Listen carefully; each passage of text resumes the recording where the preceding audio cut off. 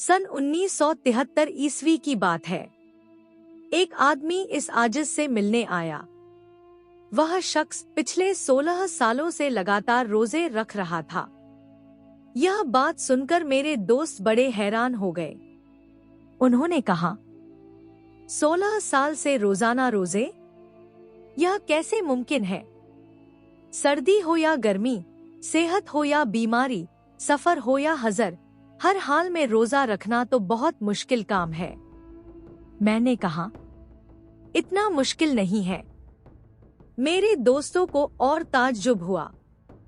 उन्होंने कहा, अगर मुश्किल नहीं है तो फिर इसका राज क्या है? मैंने कहा, चलो उसी से पूछ लेते हैं। चुनाचे उन्होंने उस आदमी से पूछा, क्या आपको रोजा रखने में कभी कोई दिक्कत पेश आती है?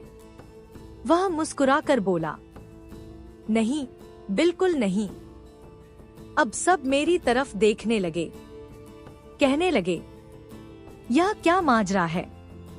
मैंने कहा, असल बात यह है कि यह उनकी आदत बन चुकी है। कुछ लोग दिन में 3 बार खाना खाते हैं, कुछ लोग सिर्फ सुबह और शाम 2 बार।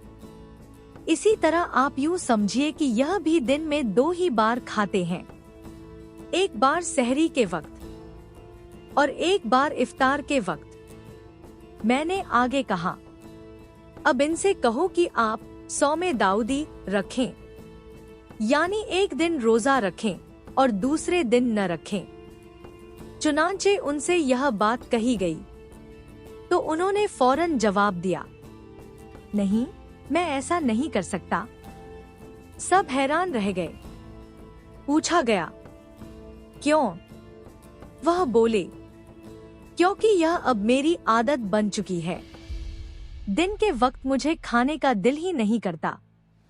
अगर मैं एक दिन खाऊं और एक दिन रोजा रखूं, तो यह मेरे नफ्स पर ज्यादा बोझ होगा और यह मेरे लिए बहुत मुश्किल है।